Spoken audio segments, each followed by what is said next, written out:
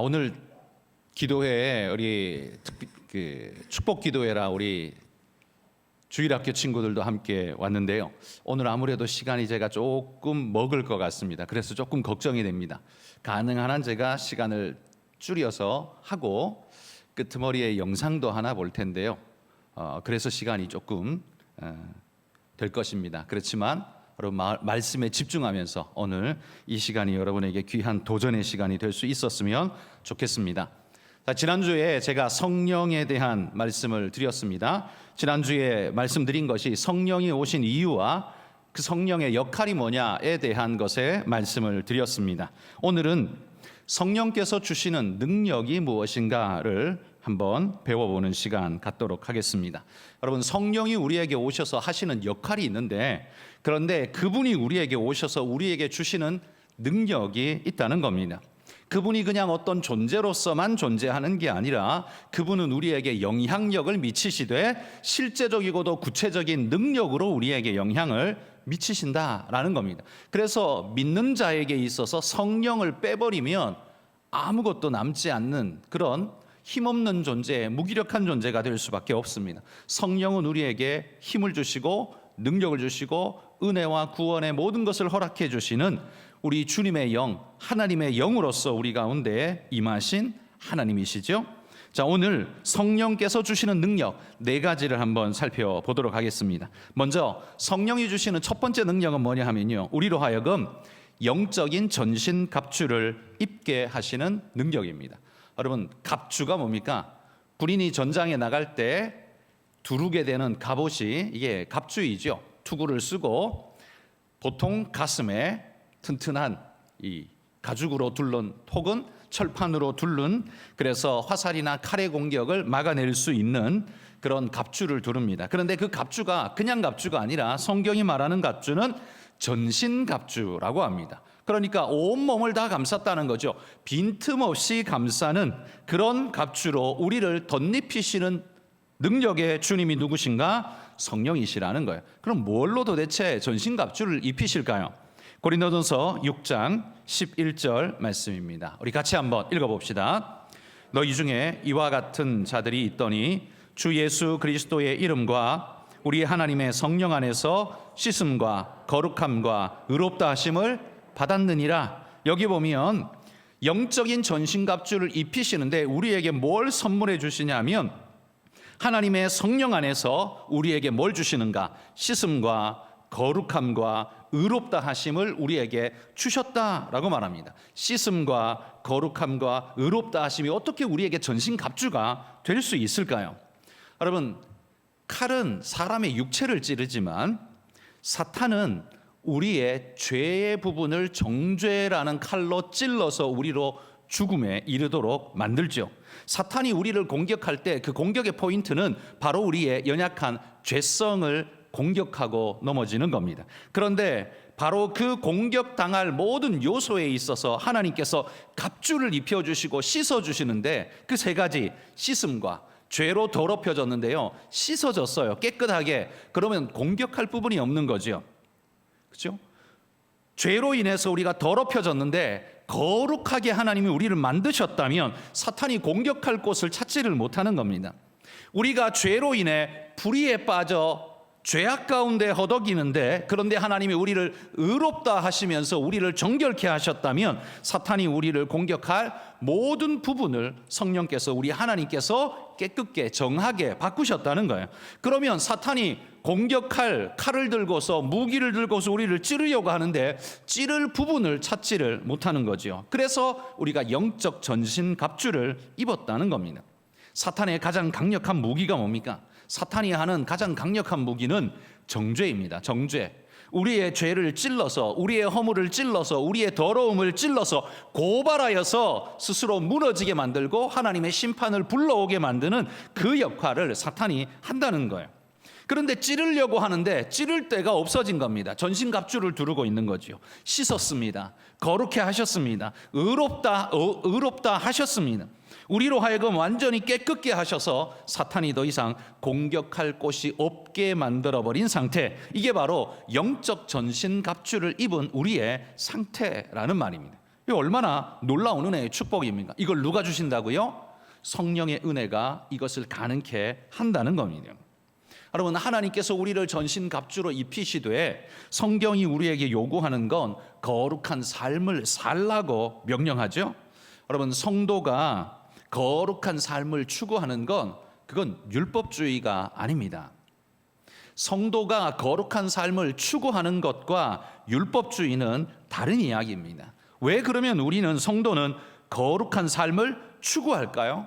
왜냐하면 우리가 하나님 앞에 씻음 받았고 거룩함 받았고 의롭다함을 받았기 때문에, 이런 전신갑주를 입었기 때문에 그에 걸맞는 삶을 우리가 살아야 마땅하기에 우리는 그렇게 사는 것입니다. 그게 바로 거룩한 삶이라는 거예요.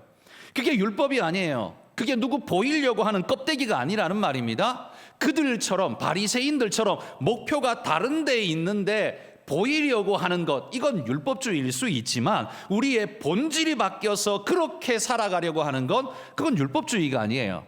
여러분, 장교가 제복을 입으면 멋지지 않습니까?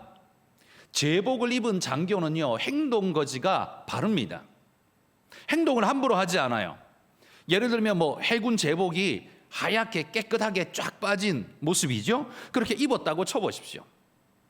그렇게 입고 어디 가서 함부로 아무렇게나 뒹굴지 않습니다. 왜? 제복에 걸맞는 삶을 살아야 된다는 게 그의 마음속에 이미 새겨져 있기 때문입니다. 우리는 어떤 제복을 입었습니까? 하나님이 입혀주신 거룩함의 제복, 의롭다 하심의 제복, 죄 씻음의 제복을 우리는 입었습니다. 그래서 우리는 그에 걸맞는 삶을 사는 겁니다. 그게 바로 성도의 거룩한 삶이라는 거예요. 그리스도의 좋은 군사로 무장되는 것, 이게 바로 우리의 거룩한 삶이에요. 군인이 자기 삶에 매이지 않고 그리고 자기 삶을 단순화시키는 것. 여러분, 군인이 삶이 단순해야지 복잡하고 시간이 많이 걸리고 어려우면 안 됩니다. 왜? 군인은요, 명령이 떨어지면 바로 출동해야 되고 자다가도 벌떡 일어나서 그 명령이 떨어지면 바로 직행해야 하는 게 군인 아닙니까? 자기 여건 따지고 나 좀 피곤해, 오늘은 안 되겠어, 이런 말은 군인에게 걸맞지 않는 말이죠. 군인의 삶은 늘 5분 대기조 같은 준비된 삶으로 구비되어져 있는 겁니다. 그래서 그 성도가 거룩한 삶을 살아야 하는 이유는 뭐냐면요, 구원받기 위해서가 아닙니다. 구원받았기 때문입니다.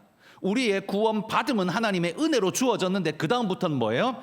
하나님이 우리에게 입혀주신 이 거룩의 제복을 입고 그에 합당한 삶을 살아가는 겁니다. 한마디로 말해 사탄에게 다시는 정죄의 이유를 만들어주지 않으려는 삶, 그게 바로 성도의 거룩한 삶이라는 말입니다. 여러분, 이 모든 삶의 자세는 율법주의가 아니라요, 좋은 군사의 바른 자세라는 사실을 잊지 마시기를 바랍니다. 그런 거룩을 향해 살아가려는 여러분의 몸부림은 혹시 이거 율법주의 아니야? 라고 생각하는 것 자체가 이미 마귀의 꾀임이라는 것. 왜요?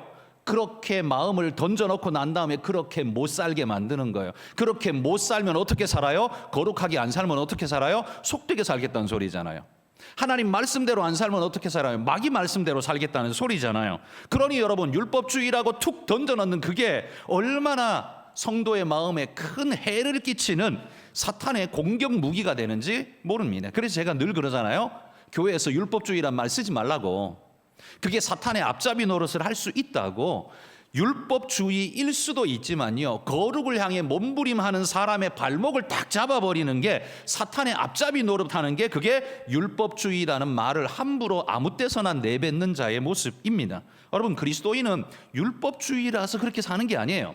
우리는 율법주의라서 그렇게 거룩함을 추구하며 사는 게 아니에요. 우리는 하나님의 거룩하심을 덧입은 하늘의 제복을 입은 자로서 그 하늘 군사다움을 지켜가는 겁니다.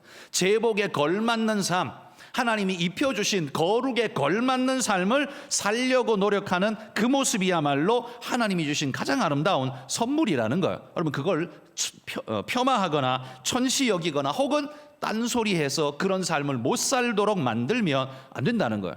그런 일이야말로 마귀적인 일이라는 사실을 여러분 꼭 기억하셔야 합니다. 성령이 주시는 첫 번째 은혜는 뭐라고요? 영적 전신갑주를 우리에게 입게 한다라는 거였습니다. 두 번째는 뭐냐면 성령의 열매를 맺는 삶이 가능하도록 우리를 이끄신다라는 거예요. 우리가 오늘 본문으로 읽었던 갈라디아서 5장 22절 23절 말씀을 다시 한번 읽어봅시다. 오직 성령의 열매는 사랑과 희락과 화평과 오래 참음과 자비와 양선과 충성과 온유와 절제니 이 같은 것을 금지할 법이 없느니라. 오직 성령의 열매는 성령이 뿌리 내리면요, 거기에서 싹이 나서 열매를 맺게 되면 어떤 열매를 맺냐 하면 사랑의 열매, 희락의 열매, 희락은 기쁨이죠. 사랑의 열매, 기쁨의 열매, 화평의 열매, 오래 참음의 열매, 자비의 열매, 이런 열매가 맺히는 거예요. 그런데 여러분 가만히 생각해 보면 우리가 성령 안 받아도 이런 거 우리 삶에 있지 않나요?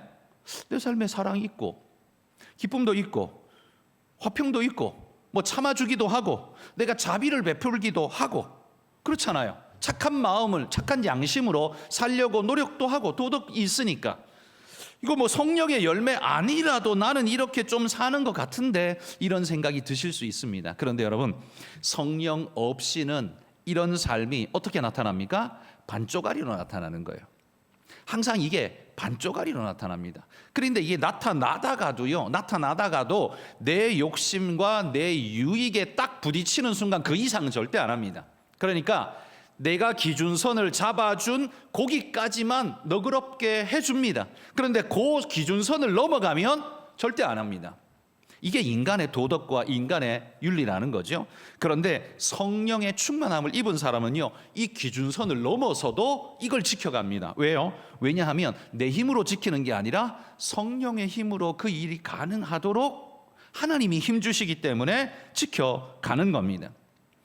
이 성령의 열매가 맺히는 곳에서요, 사랑, 우리가 생각하는 기본적인 그런 세상의 사랑이 아니라 그걸 넘어서는 하나님의 사랑을 닮은 사랑이 우리에게서도 열매를 조금씩 싹을 틔우고 열매를 맺게 됩니다. 자비라는 것도 우리가 도덕심으로 어느 정도는 베풀 수 있는 그 정도 수준이 아니라 그걸 넘어선, 왜? 내가 하나님께 1만 달란트 탕감받은 자인데 라는 마음을 갖게 되니까 더 자비를 베풀 수 있는 마음이 내 안에서 역사되어지는 겁니다. 성령이 내 안에 역사해야 해요. 사랑, 우리끼리의 사랑을 넘어서서 하나님을 닮은 사랑이 가능하고 우리끼리의 자비의 수준을 넘어서서 하나님이 주시는 은혜의 자비의 모습이 우리에게 나타날 수 있다는 겁니다. 이 성령의 9가지는 열매는 하나님 안 믿어도 어느 정도는 가지고 있습니다. 그런데 그건 모방이고 모사일 뿐이지 원형은 아닙니다. 그 원형이 되시는 하나님께서 우리 안에 은혜 주시고 능력 주셔야만 진짜 사랑을 할 수 있고 진짜 용서를 할 수 있고 진짜 자비를 베풀 수 있는 겁니다. 사람의 사랑과 사람의 자비와 사람의 오래 참음은 따지고 들어가 보면 그 맨 밑에 뭐가 있냐면 나의 유익이 있어요. 나한테 유익이 되니까 참아줘요. 나한테 돈이 되니까 기다려줘요. 그냥 기다려주는 거 아니에요. 따지고 보면 돈이 되니까 기다려주고 돈이 되니까 뭐 유익이 되니까 뭘 해주고 해요. 그런데 성령이 내게 임하시면요, 돈이 안 돼도 오히려 손해인데도 그걸 하게 되는 은혜의 역사가 내 안에 일어나요. 왜냐하면 하나님이 그걸 내게 기쁨으로 주셨기 때문입니다. 그리고 내가 하나님께로부터 그런 은혜를 얻었다고 믿기 때문입니다. 그게 은혜에 감격하면 나타나게 되는 삶이죠. 감격한 자에게서 나타나는 삶이죠. 성령이 임하시면 이런 인생의 감격이 우리 안에 일어나게 되는 겁니다. 그래서 여러분, 성경 공부 많이 한다고 예수님 따라 살 수 있는 게 아니에요. 왜냐하면 성경 공부 많이 해서는 내 의지를 내가 발동시키는데 그건 기준선 이상으로 넘어갈 수가 없어요. 도덕의 기준선 이상으로 못 간다는 말이에요. 오직 그 도덕의 기준선 이상으로 넘어가게 하는 게 뭐냐면 성령의 역사입니다. 하나님이 내 안에 역사하지 않으시면 우리의 의지, 우리의 도덕관, 우리의 착한 양심, 이것 가지고는 할 수 있는 것이 반쪽짜리밖에 안 된다는 말이에요. 그걸 넘어서서 온전함에 이르려면 성령의 열매를 맺어야 합니다. 그래서 여러분, 흉내내는 어떤 것이 아니라 진짜 성령의 열매가 내 안에 맺힐 수 있도록 날마다 하나님 앞에 구하며 기도하며 그렇게 행하시는 믿음의 일꾼들이 되시기를 소망합니다. 성령이 주시는 세 번째 열매는요, 성령이 오시면 우리에게 성령 충만함의 은혜를 주십니다. 사도행전 4장 31절 말씀 한번 읽어봅시다. 읽습니다. 빌기를 다하매 모인 곳이 진동하더니 무리가 다 성령이 충만하여 담대히 하나님 말씀을 전하니라. 여러분, 성령 충만은 어떤 걸까요? 뭐가 성령 충만일까요? 성령 충만을 딱 정의하기가 그냥 논리적으로 따지면 그리스도의 충만함, 내 안에 그리스도께서 충만한 것, 이걸 우리는 성령의 충만이라고 말할 수 있습니다. 그런데 그리스도의 충만함이라는 말 자체를 이해하기가, 해석하기가 쉽지 않습니다. 또 해석이 또 필요합니다. 그러니까 이거 성령의 충만이라는 말을 해석하기가 매우 쉽지가 않은 거예요. 성령의 충만에 가장 그냥 쉬운 해석은, 제 나름대로의 은혜, 내 나름대로의 해석은 말씀의 은혜가 지배하는 것. 저는 그게 성령 충만이라고 생각합니다. 그냥 은혜가 이렇게 하면 그냥 각종 선물이 가득한 것, 그래서 하나님 이것도 주시고 저것도 주시고 이렇게 말할까 봐, 그게 아니니까 말씀의 은혜가, 그러니까 말씀으로 인해 내 안에 기쁨과 감사와 감격과 기쁨이 충만한 것, 이런 은혜가 가득 넘쳐서요, 은혜가, 사랑이, 자비와 용서가, 전도가 그냥 흘러 넘칠 수 있는 상태, 이게 성령 충만함의 상태라고 저는 그렇게 쉽게 정의를 하고 싶습니다. 여기 오늘 사도행전 4장 31절 방금 읽은 말씀에 보면 성령이 임하신 그때에 무슨 일이 일어났습니까?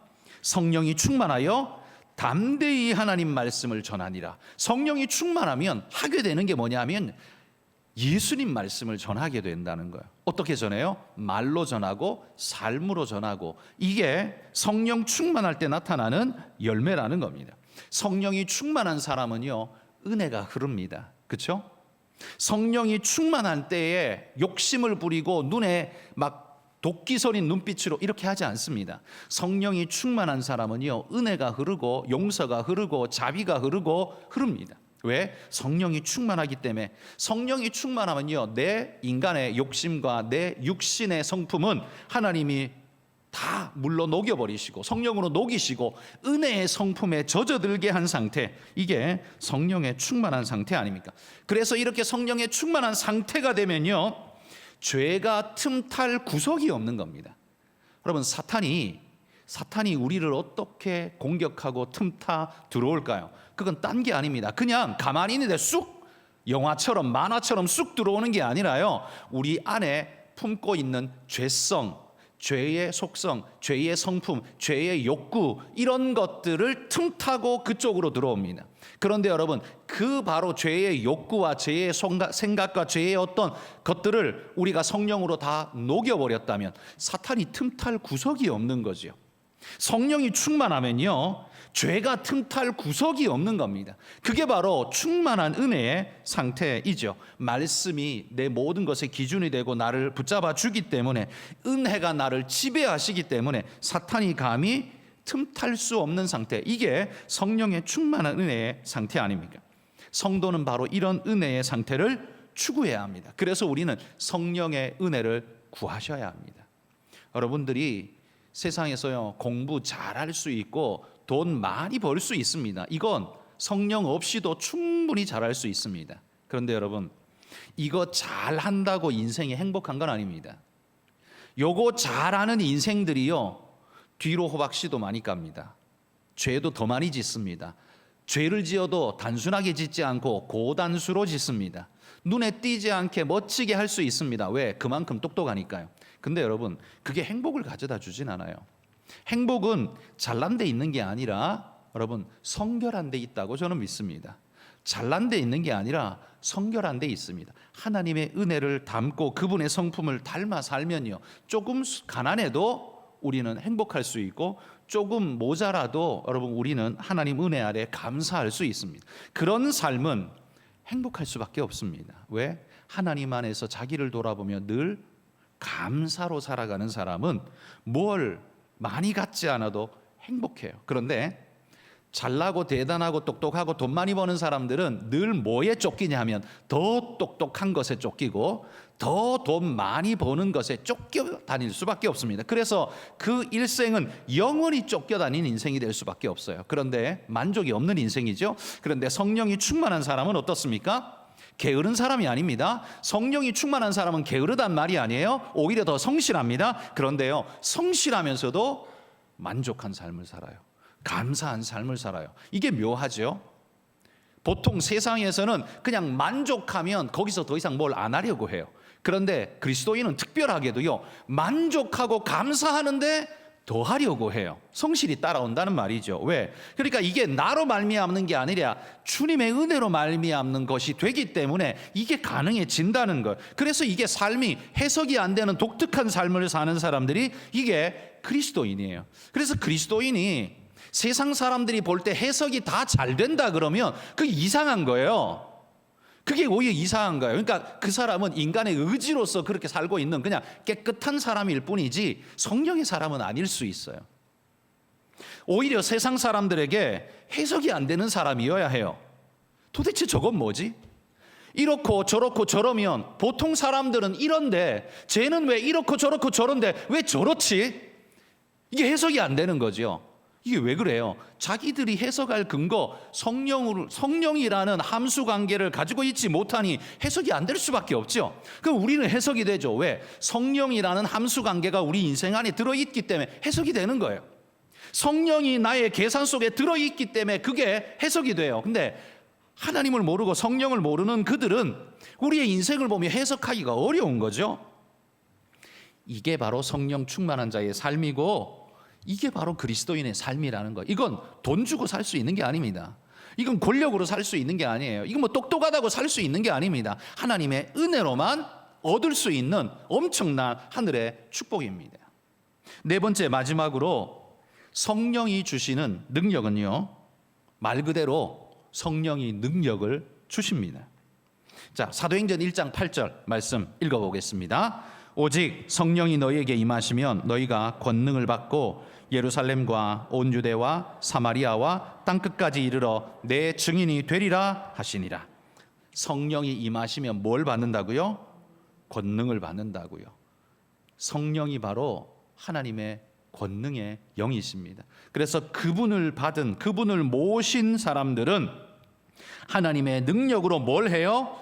예루살렘과 온 유대와 사마리아와 땅끝까지 이르러 증인 된다고 말합니다. 하나님의 은혜의 역사를 함께 동행하는 사람이 된다고 말합니다. 여러분, 우리가 잘 아는 것처럼 베드로는 어부 아닙니까? 베드로가 무식하다라고 하는데 그건 어부기 때문에 무식하기도 하지만요, 사실은 근거가 있습니다. 근거가 뭐냐면 베드로가 쓴 책, 서신이 베드로 전서, 베드로 후서인데 베드로 전서는 베드로가 말하면 그 말을 받아서 대신 써줬습니다. 누군가가. 그러니까 논리정연하게 그 의미를 그대로 받아서 성령의 은혜로 써줬습니다. 하나하나. 그래서 토시나 문구들이 좀 맞도록 해준 거죠. 그런데 후서는 자기가 썼습니다. 근데 전서하고 후서하고의 논리 전개나 단어의 어법의 형태나 이런 걸 보면 후서는 투박하고 전서는 매끄럽다고 해요. 왜 그렇겠습니까? 한 사람이 썼는데 도대체 어떻게 그런 거예요? 그러니까 후서는 베드로가 자기가 썼고 전서는 쓰게 해서 써서 보낸 겁니다. 그러니까 이게 한 단어 조사를 어떻게 쓰느냐, 여기에 딱 맞는 단어를 뭘 쓰느냐, 이거 하나하나가 글을 매끄럽게 만드는 요소가 되지 않습니까? 베드로가 나름대로 무식한 사람이었어요. 그런데 무식하다고 해서 그 사람이 무능한 사람은 절대 아니었어요. 왜요? 베드로만큼 교회를 세우고 교회에 큰 영향을 미친 사람도 없기 때문에 그렇습니다. 그러니까 베드로는요, 교회의 위대한 이 일꾼, 하나님이 쓰시는 위대한 일꾼으로 쓰임 받았습니다. 어떻게 그게 가능했을까요? 성령으로 가능했던 겁니다. 성령으로 가능한 겁니다. 우리가 잘 아는 이 무디도 학문적으로는 굉장히 짧은, 배운 게 별로 없는 존재였지만 그의 전도는 엄청난 역사를 이루는, 하나님의 능력에 엄청난 역사를 이루는 존재로 쓰임 받지 않습니까? 성령이 임하시면요, 우리가 생각하는 역사가 아니라 우리가 상상할 수 없는 역사가 일어나는 겁니다. 여러분, 한 구절 더 보겠습니다. 스가랴 4장 6절 말씀입니다. 읽어봅시다. 그가 내게 대답하여 이르되 여호와께서 스룹바벨에게 하신 말씀이 이러하니라. 만군의 여호와께서 말씀하시되 이는 힘으로 되지 아니하며 능력으로 되지 아니하고 오직 나의 영으로 되느니라. 하나님의 능력의 역사가 우리의 힘으로 되느냐? 아니다. 주님이 말씀하십니다. 하나님이 이렇게 말해요. 이는 힘으로 되지 않으며, 이거 누구 힘이에요? 사람의 힘을 말하는 겁니다. 능력으로 되지 않으며, 그 사람의 능력을 말하는 거예요. 오직 나의 영으로 되느니라. 하나님의 영, 성령의 은혜로만 되어진다라고 이야기합니다. 여러분 이게 바로 하나님이 당신의 역사를 만들어가고 성취시켜가는 하나님의 방식이에요. 하나님의 방식은 사람의 힘을 빌어서 덧입어서 하나님의 역사를 하는 게 아니라 하나님의 사람으로 하여금 하나님의 능력을 덧입어서 그로 하게 하시는 역사가, 그게 하나님의 역사예요. 그래서 우리의 지혜, 우리의 능력, 우리의 어떤 것으로 하는 게 아니라 우리가 가지고 있는 어떤 것을 하나님의 능력을 덧입어, 하나님의 은혜를 덧입어 하게 하는 것, 이게 바로 성령의 역사예요. 여러분, 앞에서도 말한 것처럼 베드로가 무식한 사람, 무학자라고 말했지만 그래도 쓰임받을 수 있어요. 위대하게 쓰였어요. 그렇지만 여러분, 바울은 아주 학문이 깊은 사람이었습니다. 학문이 깊다 보니까 거기에 성령의 은혜가 더하니까 어떻게 쓰입니까? 학문적으로, 논리적으로, 신학적으로 완전한 자와 같이 우리에게 메시지를 전달해 줬습니다. 그래서 우리가 지금 교회의 신학이라고 말하는 것을 기초를 세운 사람이 누구냐 하면요, 그게 사도 바울이에요. 사도 바울 서신 안에 이 기초가 다 세워져 있어요. 베드로가 이거 세워준 게 아니라 바울이 세워줬어요. 그런데 하나님의 위대한 능력은 베드로에게도 하나님이 위대하게 나타나서 그 일 하셨어요. 그러니까 우리가 좀 능력이 모자라도 하나님 쓰시고, 우리 능력이 출중해도 쓰시는데 공통점이 있어요. 성령이 그들을 사로잡아 은혜로 쓰신다는 거예요. 그러니까 하나님이 그들을 재료로 쓰신다는 거예요. 재료로 쓰시는데 잘 구비된 자는 구비된 많은 것으로 예리하게 쓰시지만, 덜 구비된 자는 덜 구비되어 써도 하나님의 은혜로 그 나름대로 하나님이 놀랍게 또 쓰신다는 거예요. 그래서 어떤 모양이든 쓰실 거예요. 그런데 여러분, 이왕 쓰임 받을 거면 여러분이 잘 준비되어서 더 잘 쓰임 받을 수 있기를 바랍니다. 그러나 그걸 애쓴다고 해서 다 그렇게 될 수 있는 건 아니지 않습니까? 여러분, 내가 좀 구비가 덜 되고 덜 똑똑하지도 못하고 돈도 많이 못 벌고 세상에 잘난 것도 별로 없어 보인다, 낙심하지 마십시오. 베드로를 생각하십시오. 하나님이 들어 쓰시면요, 2000년 동안, 신약 2000년 동안 가장 많이 불린 이름, 신약의 일꾼 이름 중에 바울과 베드로 두 사람 제일 많이 불리지 않았겠습니까? 이런 일꾼으로 쓰임 받을 수 있다는 사실입니다. 여러분, 하나님이 여러분을 은혜로 사로잡고 성령의 은혜로 여러분을 사용해 주시면 여러분을 하나님이 크게 쓰실 줄 믿습니다.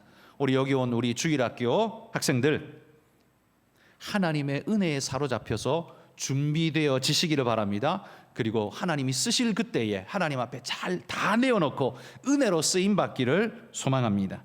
여러분, 오늘 말씀을 제가 아까도 말했지만 뒤에 할 일이 있어서, 또 우리 주일학교 학생들이 있어서 늘어지면 애들의 집중도가 떨어지기 때문에 제가 일부러 빨리 달렸습니다. 좀 촉급하게 달렸습니다만 잘 알아들으셨으리라 믿습니다. 4가지, 성령이 주시는 능력 4가지라 했습니다. 첫 번째는 영적인 전신갑주를 우리에게 입히신다라고 했습니다. 그래서 사탄이 공격할 때를 못 찾게 하나님 우리에게 전신갑주를 입힌다 했습니다. 두 번째, 우리로 하여금 성령의 9가지를 열매를 맺도록 그런 삶을 살도록 이끌어 주신다 했습니다. 세 번째는 성령의 충만함을 덧입게 하신다. 하나님의 은혜로 충만케 하셔서 우리의 기준선 이상까지도 가능하게 만드시는, 우리의 기본선을 넘어서게 하시는 은혜의 역사를 우리에게 일으켜 주신다라는 것. 네 번째는 성령이 우리에게 능력을 주신다. 내가 가진 능력보다 더 능한 은혜의 능력을 우리에게 주신다. 여러분, 그러니 우리의 삶이 성령에 붙들리면, 하나님 은혜에 붙잡히면 어떤 인생이 될지 그건 아무도 알 수 없는 일입니다. 하나님의 은혜에 사로잡힌 인생은 어떻게 쓰임받을지 알 수 없는 거예요. 얼마나 위대하게 쓰일지 여러분 기대하면서 소망 가지고 살아가시기를 축복합니다. 세상에서 잘 해봐야 할 수 있는 게 뭐예요? 돈 많이 버는 것밖에 없습니다. 그렇지 않나요? 오늘 이 시대의 기준선이 딱 그거 하나잖아요. 돈 많이 버는 것. 높은 자리 올라가는 것도 결국 돈 많이 벌려고 하는 거고, 공부 많이 하는 이유도 결국 돈 많이 벌려고 하는 거고, 그걸로 자기가 좀 어떻게 편하게 도구로 쓰겠다는 이야기. 결국 세상 모든 사람들의 목표는, 결국 잘난 것의 목표는 결국 돈 많이 벌려는 거예요. 근데 돈 많이 벌어서 뭐 할래? 라고 하면 그 다음엔 할 말이 없는 사람들이에요.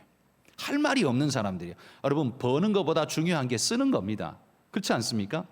버는 것보다 중요한 게 쓰는 건데, 쓸 줄을 모르니까 어디 갖다 써요? 그걸 술판에 쓰고, 마약하는 데 쓰고, 헛짓하는 데 쓰고, 갑질하는 데 쓰고, 다 그런 데 쓰잖아요.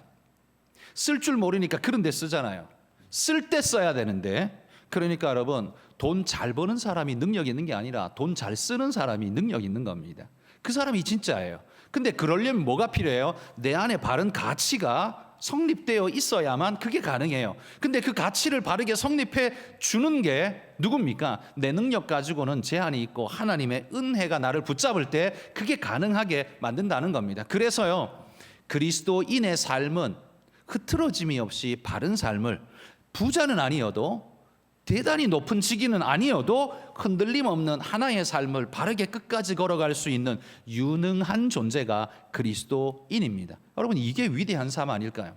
돈 많이 벌어서 헛짓 많이 하고 여기저기서 딴짓하고 가정 파괴되어지고 뭐 이혼하고, 이혼하느라 뭐 또 수천억 날리고, 돈 아무리 많이 번들 뭐 합니까? 그렇게 살다가 인생 마지막에 아무것도 없는 인생으로 끝나면 가장 비참한 인생이 될 겁니다. 그러나 우리 안에 성령이 충만하시면 은혜로 우리는 모든 일들이 복되고 아름답게 하늘의 복이 많은 삶을 살고 만족한 삶을 살게 되리라 믿습니다. 여러분, 우리 성도님들 안에 성령이 충만하시기를 축복합니다. 여러분, 이건 단순한 이야기가 아니고, 그리고 그냥 옛날에 그냥 지나가는 옛날 이야기가 아닙니다. 오늘도 우리 하나님께서 오늘 이 시대 우리 가운데 성령의 은혜로 이 시대를 바꾸고 계시는 그런 증거가 지금 뭐 세계 도처에서 일어나지만 지금 미국에서 일어나고 있습니다. 켄터키주 윌모어라는 지역에서 이 에스버리라는 대학교에서 일어난, 지금 일어나고 있는, 현재도 진행 중인 부흥의 역사를 여러분에게 영상으로 소개해 드리겠습니다. 영상이 한 13분쯤 됩니다. 조금 길지만 여러분 집중해서 봐주시면 감사하겠습니다.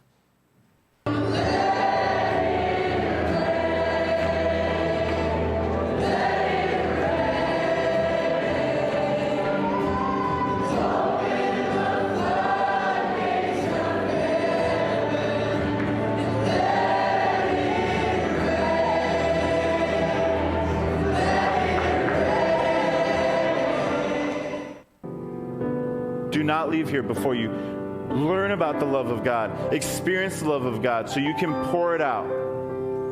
Pour it out, pour it out, and He will fill you back up. Asbury, the world needs this kind of love. Needs it. Syria and Turkey need this kind of love. Your mom and dad need this kind of love. The teammates on your team, the people on your floor, Wilmore, Kentucky, Lexington, Kentucky, the United States needs this kind of love. They need a bunch of Christians experience the love of God so they can pour out the love of God, not through their own efforts and not through their own knowledge, but because they are filled with His love. Amen? So, experience His love. Become the love of God by experiencing the love of God. Amen? Amen. So Jesus, I pray as we continue to worship, but Holy Spirit, if you spoke to anyone, as they can pursue freedom, they can experience more of your love to be poured out to love others, to become love in action. Would you produce fruit in this room, in these souls, these minds, and these hearts? We pray specifically for the seniors that as they prepare to go, that they would be filled with the love of God so they can pour out the love of God. Jesus, do a new thing in our midst. Revive us by your love. And we all said, Amen.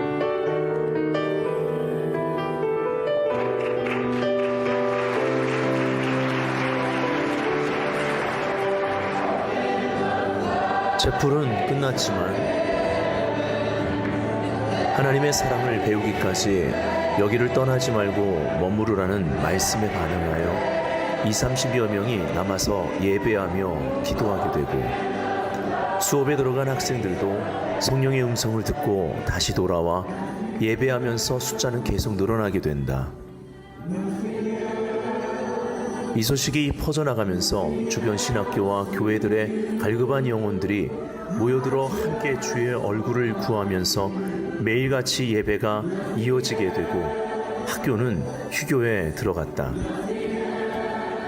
1970년 에즈버리 대학의 청년 각성운동은 채플 후 한 남학생의 공개적인 회개를 통해 시작되어 수많은 캠퍼스들과 미국 전역의 전도운동으로 이어졌는데 다시 부흥의 부어짐을 경험하고 있는 것이다.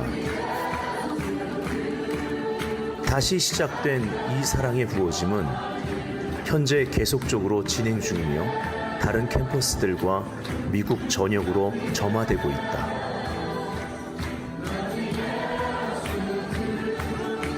안녕하세요.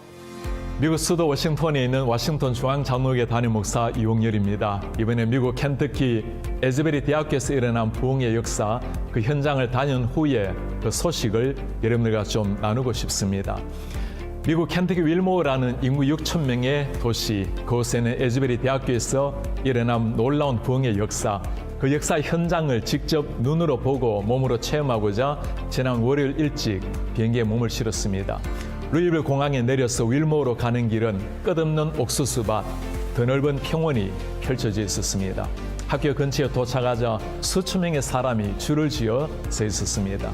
부흥의 역사가 일어난 휴즈 오디토리엄, 휴즈 예배당에 들어가기 위해서 미국 각지에서 온 사람들이었습니다. 예배당에 들어가기까지 최소한 6-7시간을 기다려야 하는데도 얼굴에는 감사와 기대감으로 가득 찬 모습이었습니다. 교회 잔디밭에는 곳곳에 수십 명의 사람들이 모여서 자연스럽게 찬양과 기도가 이루어졌고 무릎을 꿇고 기도하는 사람들의 모습, 그 모습도 참 평온하게 보였습니다. 부흥의 시작 스토리를 들으면서 이런 역사는 전적으로 하나님이 행하시는 일이라는 것을 느끼게 되었습니다. 지난 2월 8일 수요일에는 평소처럼 대학교 예배가 끝이 났고 설교자는 떠났고 학생들은 교실로 기숙사로 돌아갔습니다. 현장에 20명 정도의 학생들이 남아서 기도하는 가운데 서서히 하나님의 영적 임재가 나타나자 그것을 온몸으로 느낀 학생들, 친구들에게 다양한 매체로 알리기를 시작했고 그렇게 학생들도 교수들도 예배당 안으로 모여들었습니다. 이 사실이 퍼져나가자 지역 목회자들, 성도들이 모여들기 시작했고 마침내 온라인상에 퍼져서 미국 각지에서 수많은 사람들, 심지어 해외에서도 이 현장을 보기 위해서 찾아왔습니다. 하루 코스로 준비한 걸음이기에 저는 예배당 안으로 들어갈 생각은 하지도 못한 채 이 부흥의 현장을 눈으로 본다는 것, 예배당 앞에 펜스를 붙들고 기도하는 것만으로도 충분히 감사리라는 생각이었습니다. 에즈베리 신학대학원에 다니는 학생의 도움으로 중보기도실로 들어갈 때 잠시 보인 예배당의 모습을 보면서 사진을 좀 찍어도 좋겠는가 물었더니 안내하는 분이 그렇게 하라고 했습니다. 그 말이 끝나자마자 저는 발 한쪽을 예배당 안에 넣고 셀폰으로 현장을 담기 시작했습니다. 한 발이라도 담갔으니 그 정도라도 하나님의 특별한 은혜라고 생각했는데 하나님의 비상적인 은혜로 부흥이 시작된 예배당 안으로 들어갈 수가 있었습니다. 예배당을 가득 채운 대학생들과 성도들을 보면서 마음의 흥분을 가라앉히기 어려웠습니다. 제 생에 어쩌면 다시 경험하기 어려운 영적 부흥의 현장에 서 있다는 생각 하나만으로도 감사와 감격에 젖어 있었습니다.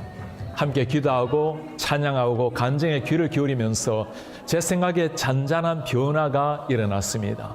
부흥의 현장은 어떤 거대한 역사가 나타나는 것이 아니라 너무나 조용하고 평온하고 질서가 있었습니다. 하늘이 갈라지는 역사, 폭풍우가 일어나는 거센 파도가 아니었습니다.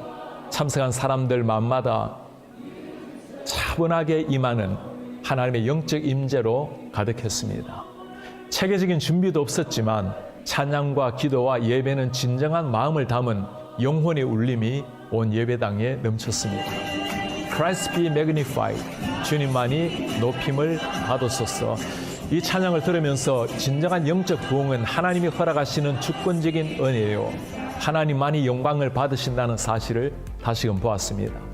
특별한 부흥의 현장을 보려고 갔는데 제가 본 것은 하나님이 행하시는 너무나 평온하고 자연스러운 영적 임재였습니다. 부흥은 하나님이 주권적으로 주시는 은혜이지만 에제벨이 부흥의 역사 뒤편에 쌓인 기도 스토리를 들으면서 이 시대도 여전히 기도를 통해서 일하시는 하나님을 다시 한번 보았습니다. 현장에서 중국계 말레이시아 분인 홍 교수님, 닥터 홍투 레오를 만나 놀라운 간증을 들었습니다. 미국 시카고에 위치한 트리니티 신학교에서 유학하고 말레이시아에서 14년 동안 교수 사역을 하던 중에 2015년 에제벨 대학교의 방문 교수로 머물렀습니다. 이때 하나님께서 교수직을 내려놓고 에제벨의 부흥을 위해서 풀타임으로 기도하라는 말씀을 받았습니다. 스스로 보수적인 신학자이기 때문에 이런 신비한 비전에 대해서 선뜻 받아들이기 어려웠습니다. 그러나 결국 몇 차례 확인 과정을 거쳐서 하나님의 부르심으로 확신하고 주님께 순종하기로 결단했습니다. 결국 2019년도에 윌모어로 이주하고 에즈베리의 부흥을 위해서 기도하기를 시작했습니다. 홍 교수님은 대화 가운데 놀라운 사실을 들려주었습니다. 2020년 여름에는 하나님이 회개하라, 부흥을 위해 기도하라는 사인을 들고 기도하라는 말씀을 주셨습니다. 그는 또 한 번 하나님 앞에 순종했습니다. 그렇게 2년 동안 그 사인을 자신의 몸 앞뒤로 메고 다녔으니 얼마나 우스운 모습으로 보였을지 충분히 상상해 갔습니다. 저는 현지 목사에게 매일 그 사인을 메고 다녔으니 모르는 사람이 없겠습니다 라고 했어요. 사람들은 그를 샌드위치맨 혹은 사인을 든 사람, Man with a Sign이라고 불렀다고 했습니다. 홍 교수님뿐만 아니라 많은 기도 용사가 새벽을 깨워서 함께 기도했다는 소식을 듣고 정말 하나님께서는 기도를 통해서 놀라운 역사를 일으킨다는 것을 다시금 깨닫게 되었습니다. 에즈베리 대학교의 부흥이 알려지자 미국의 주요 방송 CNN, 폭스 등 다양한 방송사에서 그를 찾아서 인터뷰를 요청해 왔습니다. 그러나 단 한 번도 인터뷰에 응하지 않았습니다. 이 부흥을 가져온 분은 하나님이시고 모든 영광을 받으셔야 할 분도 하나님이시기 때문이었습니다. 저는 그의 아내에게 물었습니다. 남편이 이해하기 어려운 결정을 할 때 마음이 어땠습니까? 그녀의 대답은 간결했습니다. I just followed him. 당연히 그를 따랐지요. 그리고 한마디를 덧붙였습니다. Ultimately follow the Lord. 결국 주님을 따르는 일이었으니까요. 그 고백은 어떤 설교보다도 강렬한 울림으로 제 가슴에 남았습니다. 부흥의 역사 뒤편에 있었던 또한 스토리를 들으면서 이런 분들에게 참 고마운 마음까지 들었습니다. 부흥이 일어난 그날 설교한 분은 잭 미어크리스라는 젊은 목사였습니다. 자신은 대단한 설교를 한 것도 아니기에 속히 예배당을 빠져나왔다고 고백하는 목사님. 2주간 이어진 예배 중에 몇 차례 말씀을 전할 기회가 있었는데 그때마다 강조한 단어가 radical humility, 급진적 겸손이라는 말이었습니다. 이 부흥은 전적으로 하나님이 내려주신 선물이기 때문에 누구도 관심의 대상이 되어서는 안 된다는 말이죠. 오직 하나님만 영광을 받으셔야 한다는 말씀이었습니다. 에즈베리 대학교의 부흥이 알려지자 미국 전역에서 유명 목사들, 유명 찬양 인도자들이 접근하기 시작했습니다. 그러나 학교는 그 어떤 알려진 목회자나 찬양 인도자를 세우지 않고 평소처럼 지극히 평범한 분들이 계속 예배를 이어갔습니다.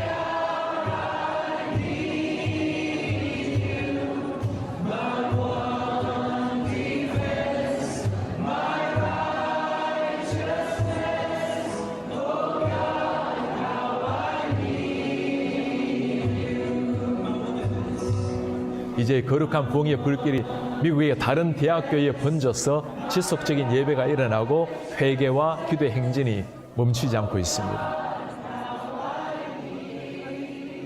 에즈베리 대학교에서 지난 2월 20일 오후 5시에 지난 13일 동안 지속된 공식적인 예배를 마치기 직전에 강단에서 목사는 참석한 사람들에게 도전했습니다. 이제 여러분이 서 있는 자리에서 삶 속에 부흥의 전달자, 캐리어가 되라고 요청했을 때 예배당을 가득 채운 사람이 모두가 일어나서 주님께 결단의 마음을 드렸습니다. 저도 그 자리에서 일어나 제가 서 있는 곳, 섬기는 교회와 미주 한인교회, 한국교회와 미국교회 모든 곳에 하나님의 부흥이 임하도록 간절한 마음으로 기도했습니다.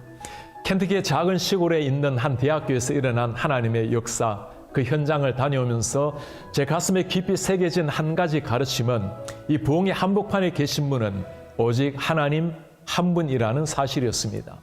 겸손히 말씀을 전한 사람, 오랜 세월 눈물겨운 기도로 하늘을 울린 사람, 회개의 무릎을 꿇고 강단 앞으로 나아간 젊은이들 모든 분을 통해 하나님이 행하신 하나님의 역사라는 사실입니다. 저도 그 부흥의 캐리어가 되고자 하는 열망으로 주님 앞에 엎드립니다. 오 주님, 한국 교회와 한인 이민교회 그리고 미국 교회와 전 세계 열방의 교회가 하나님을 갈망하게 하옵소서. 제 영혼이 하나님을 갈망합니다. 하나님의 영에 사로잡히게 하시고 하나님만으로 저를 채워주십시오. 주님 한 분으로 충분하며 주님의 잔잔한 터치로 온전한 만족을 누립니다. 아멘.